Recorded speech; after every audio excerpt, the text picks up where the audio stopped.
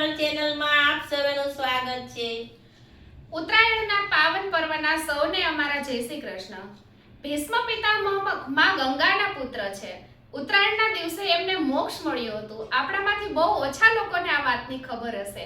એમનું સરસ મજાનું ભજન અમે તમારી સમક્ષ રજૂ કરીએ છીએ। જો તમને અમારું આ ભજન ગમે તો અમારી ચેનલને લાઈક કરજો, શેર કરજો, સબસ્ક્રાઇબ કરજો। આવ્યા